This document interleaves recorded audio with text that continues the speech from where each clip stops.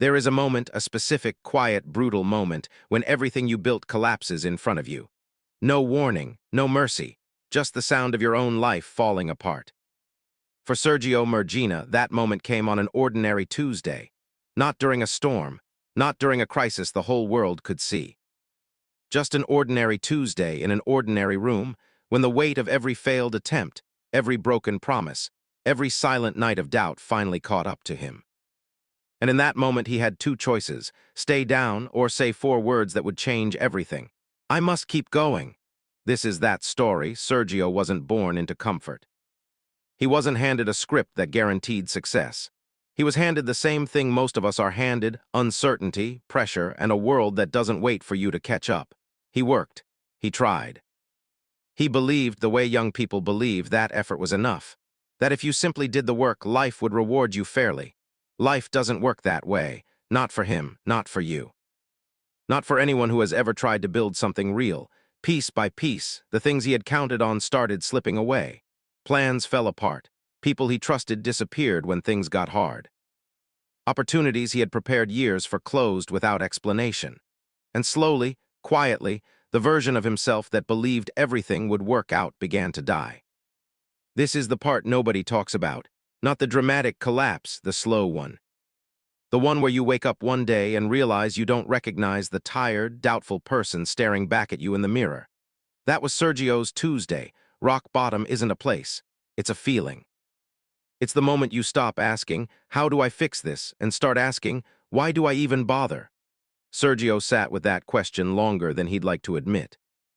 He thought about every version of himself that had tried and failed. Every time he had gotten up, dusted himself off, and pushed forward, only to be knocked down again. He thought about how exhausting hope had become. Because hope, when it keeps getting betrayed, starts to feel like a trap. And in that silence, in that rock-bottom moment, most people make a quiet decision to shrink, to stop trying, to protect themselves from disappointment by expecting nothing. It is the most human response in the world. Nobody should be ashamed of feeling it, but it is not where the story ends, because rock bottom, as painful as it is also solid ground. It's the one place you can finally stand still and decide, for the first time in a long time, what you actually want. Sergio stood on that solid ground. And he made a decision.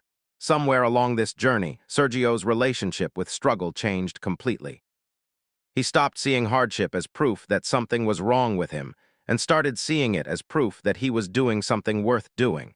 Nobody struggles trying to do something easy. Struggle is the tax you pay for attempting something meaningful. He stopped asking, why is this happening to me, and started asking, what is this teaching me? That single shift in language changed how every setback felt. Instead of a wall, obstacles became a curriculum.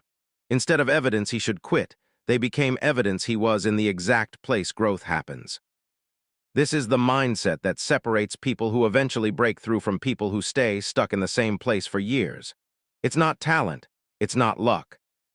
It's the willingness to reframe pain as information instead of punishment. So here's the truth, and it's meant for you, not just for Sergio. Somewhere in your life right now, there is a version of that Tuesday, a moment where something fell apart. A moment where you're tempted to believe that this is where your story ends, that you've tried enough, failed enough, hurt enough, and it's time to sit down. You don't have to feel ready to keep going. You don't have to feel confident. You don't have to have it all figured out. You only have to decide today in this moment that you are not done yet. Say it with me the way Sergio said it on that ordinary Tuesday, when nothing about his life looked like it was going to work out. I must keep going, not because it's easy. Not because you're guaranteed to win, but because the only guaranteed loss is the one where you stop trying. Whatever fell apart for you, a plan, a relationship, a dream, a version of yourself you were proud of, it does not get the final word. You do, get up, do the next small thing. And when tomorrow comes, do it again. That's the whole secret. There was never a shortcut. There was only ever the decision to keep going, made over and over on the days it mattered most.